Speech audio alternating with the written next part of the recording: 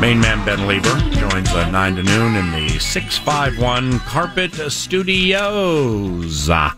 BenLeber.com is his website for work he does off microphones and away from cameras. He does public speaking. Douglas and Todd, we thank you for the weekly sponsorship, 9 to noon. And Unrestricted is his podcast. Find that on the free iHeartRadio app. The Unrestricted podcast featuring our guy, Ben Leber. Tough-ass schedule, man. I mean, they're all tough, and you've seen a million of them, but Dallas to Lambeau, the out of the bye, Dallas to Lambeau, have you ever seen a tougher stretch than those 8 games? It's going to be tough. Actually, first of all, good to see you. As I was going through the schedule, though, you can't not look at the front part of the schedule as well. And I know that we're going to get there, but after the bye is extremely tough. I mean, 10 games. 10 of those games. Was it 1, 2, 3, 4, 5, 6, 7, 8, I'm tripping right now. Well, 11 total, right, after the bye. Well, yeah, but I mean, Fields at the end of the season when we're playing Kellen Mond, I ain't tripping on that. Yeah, exactly. Okay, I see what you're going. Mm-hmm. Yeah, we're resting our starters for sure. Yeah, setting the pitching rotation for the off week.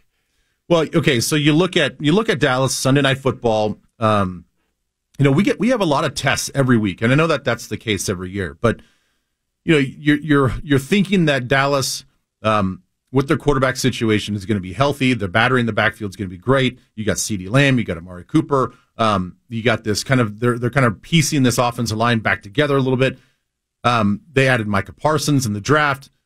I mean, this is a team that, when healthy, and again, you could say this a lot about a lot of teams, but when this team is healthy, it's a tough team. It's a tough out. Yeah, and it's always sort of hit and miss how we come out of the bye week. Either we come out, firing all cylinders, or we come out looking like, was it Philadelphia a few years ago, and it was just an abomination of football. It was terrible. So, we don't know how we're going to come out of the bye, and you're playing on prime time, so that we all know our prime time record. Zimmer versus Stefanski, week 4. Take it away. Zimmer with the crowd, 3rd and long, and he has a crowd finally at home.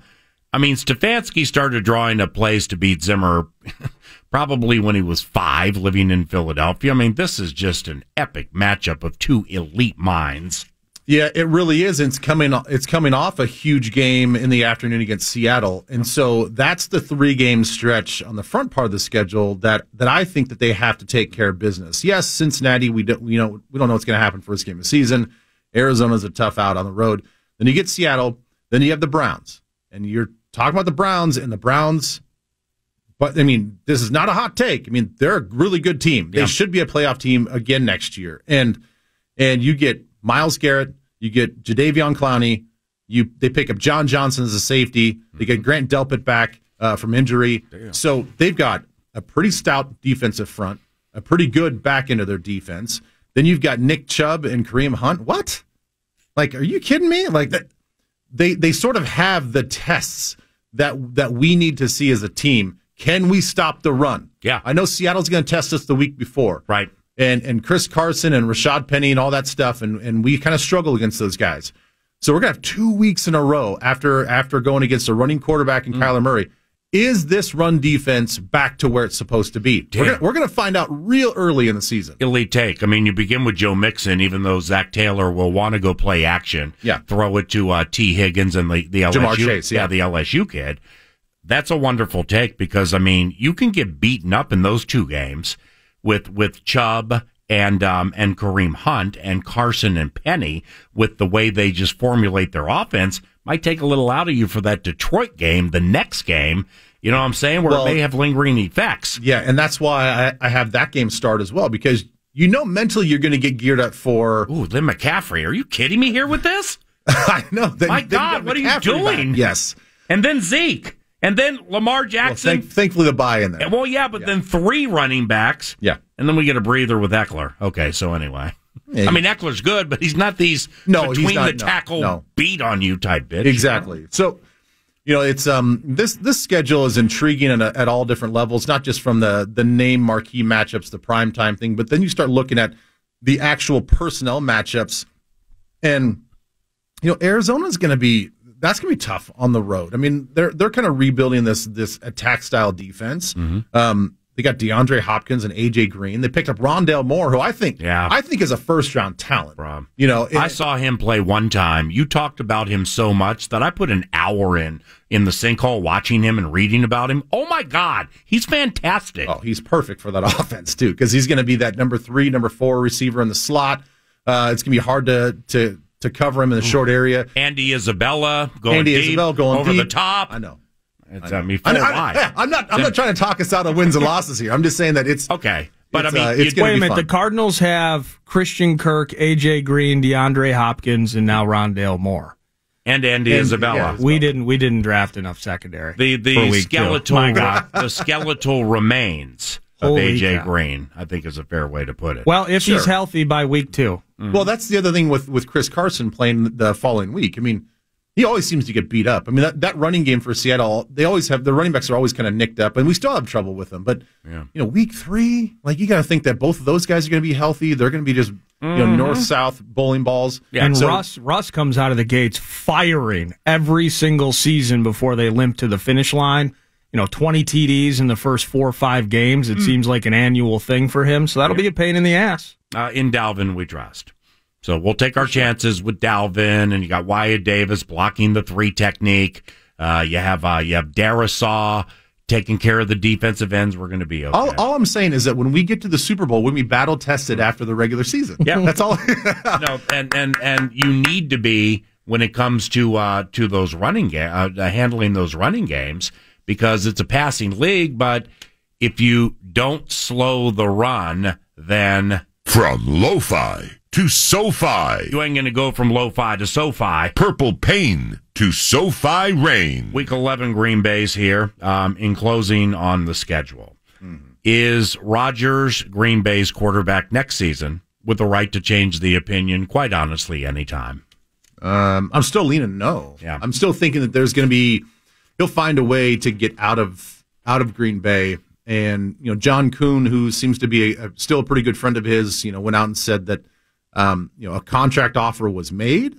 There have been some contract talks, which is what Aaron's been wanting. Yep. It still wasn't quite good enough. Mm-hmm.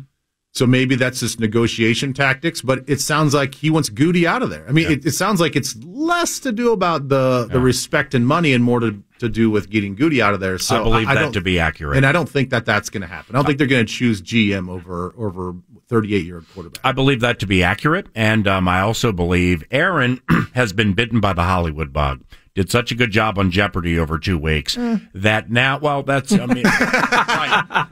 I mean, is it okay to say that? I thought he was boring as hell, but he did get better. Right. Yeah. But my point is generally it's the NFL and the fan types who are on his jock. Now he has Hollywood people on his jock, stars and producers and agents, and I think it's just he's seeing things a little differently these days when it comes to his future, potentially on the world of television. Yeah, I mean, I've never met anyone more charismatic and engaging than Aaron Rodgers, that's for sure. Justin Jefferson was on a show called The Herd and described Joe Burrow, quarterback of the Cincinnati Bengals, as having more swagger / confidence on the field than Kirk Cousins. Let's take a listen. Yeah, how are they the same? How are they different? That's how Colin Cowherd framed it up for Kirk Cousins and Mr. Burrow. Similar. Kirk and Joe throw similar balls. They're not the strongest arm, but they're going to get it to you exactly where you need it. You need them to throw it. You know what I'm saying? But the thing about Joe that's a little bit different, Joe, I feel like Joe had that a little bit more swagger. He has that confidence on the field, and he's not scared to get hit. And I feel like as a quarterback, that's a big trait to have, especially to be as young as he is. And, he's a phenomenal quarterback. So were you surprised to hear the Vikings were interested in Justin Fields? Did that surprise you at all, the quarterback from Ohio State? No. We have to build on, for after Kirk or whatever, the case may be. But, having Justin Fields brings a little bit more pressure to other teams by having, a dominant quarterback like he is. 3 things here. Well, that's the first time I've heard that. Colin Cowherd with fantastic work with his line of questioning there. Secondly, young JJ clearly is feeling good about himself right now. And thirdly, Ben did not appreciate that honesty, did you?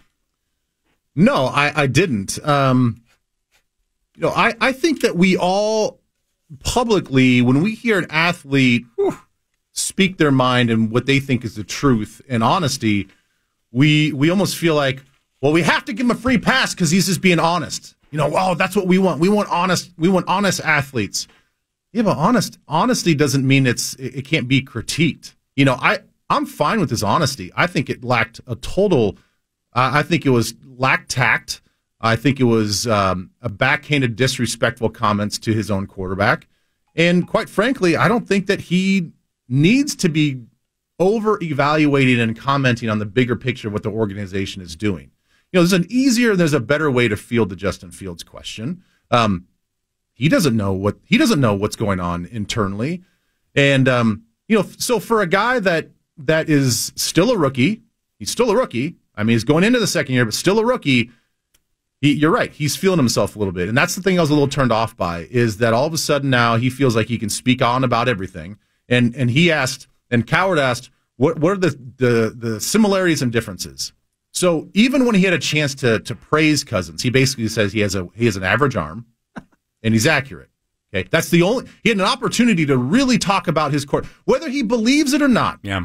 The tactful thing to do, right, is to talk up your actual current quarterback just a little bit. Well, the one that almost put you on the Rookie of the Year award, right? And I agree with some people out there. Like, it wasn't all Kirk Cousins, yeah, but it also wasn't all Justin Jefferson, right? If Justin Jefferson was playing with Tua Tagovailoa in Miami, I doubt he has a Pro Bowl year. Correct. So, does he have more swagger? Is that honest? Yeah, I think everybody sees that. That's fine to say. Now you're saying that Kirk doesn't have confidence on the field. Okay, maybe he's got bad body language. I can't say that he's put together a pretty good resume and longevity in this league to think that he doesn't have confidence on the field. And then he says, what's the other difference? He's not scared to get hit. Right. Joe's not afraid to get hit. So all of those things are honest, but it's also backhanded slaps at Cousins, which I did not appreciate. And then he goes on to say that Justin Fields brings pressure to other teams to have a dominant quarterback. Excuse me? Wow. How many NFL snaps has Justin Fields played? Right. How many? And you're a Fields guy. And I'm a Fields guy. I think Justin can be a great quarterback. Yeah. But you're telling me right now, based off his college tape, that he's going to be a dominant quarterback in the NFL? I just think choose your words more carefully. You can be honest, but you can handle these interviews with a little more tact without disrespecting your own teammates. He's JJ! Appreciate you, man. Yeah, thank you. Ben Leber, at Nacho Leber via Twitter, benleber.com.